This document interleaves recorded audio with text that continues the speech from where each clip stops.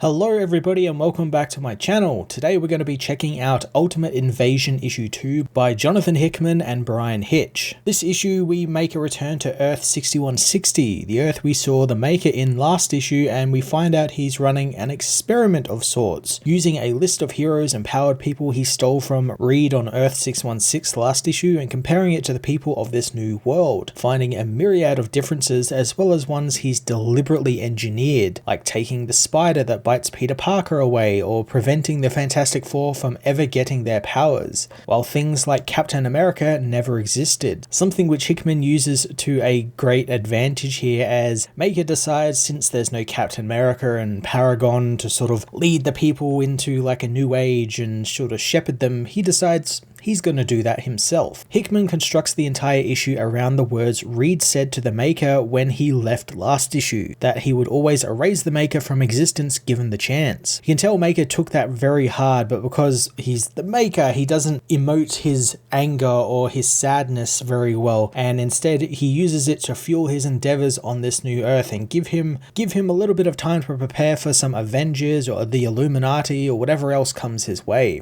Hickman then uses this chance to almost build out his own new Ultimates universe and go into great detail about it, centering the story around Howard Stark, who in this world has partnered with Obadiah Stane and is responsible for making his own Iron Man armor, not his son Tony. I did find it kind of weird that the Iron Man armor he does create is essentially the Ultimates armor. Like, we've seen other universes' Iron Man armor and they're all pretty similar to the Earth 616 universe with obvious differences, but this one's just straight up the Ultimate Universe Tony Stark armor from that era. It's a little weird and maybe a little bit forced to kind of say like, this is going to be the new Ultimates universe, guys, but I don't know, maybe Hickman just wanted it. It is a cool looking armor after all. Howard seems to be rather heroic on this world, using his genius to help the world while his Iron Man armors are kind of a little side project him and Obadiah are running, and Obadiah is actually the war machine of this world, as he has his own sort of warmonger Iron Man war machine armor we see a little later on in the issue. It's all kind of very reminiscent of other times Hickman has written Howard, specifically the S.H.I.E.L.D. miniseries. Howard factors into the Maker's story as the villain holds his very own HELLFIRE Gala-like party, inviting all the various powered people of Earth 6160 to Latveria, which he has taken over as his own. My guess is because Dr. Doom doesn't exist on this world, or Maker has engineered something so that he doesn't actually exist at all. This is all some sort of large elaborate ploy by the Maker. As he expected, he is also attacked by a group of multiversal future Avengers at this point, making them look like invading enemies of this world and thus causing the powered people of the world to kind of come together and fight them. Maker also uses the attack to get some alone time with Howard, and here Hickman shows off the true monstrous nature of Maker as he kills both these future Avengers, all revealed to be clones of one another, as well as their genetic seeds in the present, which he has tracked down and gathered up a bunch of just random people from around the world and essentially just genocided a whole group of innocent people in front of Howard Stark, who's just can't believe what he is witnessing from this guy. Howard learns though that the Maker is from another world, and he used a device called the Immortus machine to change this world. Hickman reveals some truly messed up things here with the Maker, first being that this isn't actually his first time through this world, and he has been through many times thanks to this time machine, and this is the one time where it's starting to sort of go right and his experiment is starting to sort of pay off. On top of that, we also find out that the Maker has been really badly wounded, as half his head has quite literally been blown off.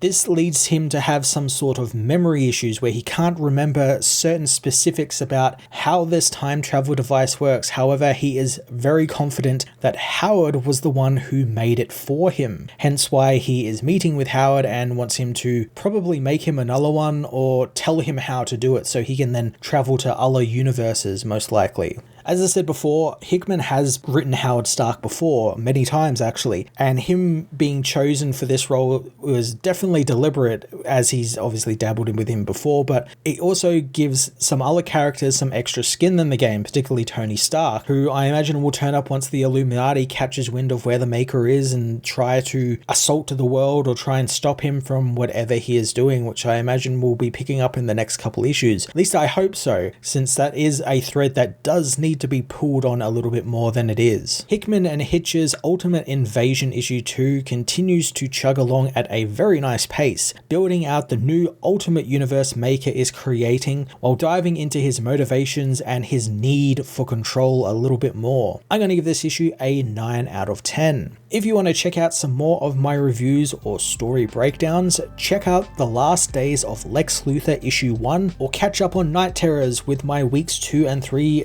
tie-in breakdown video.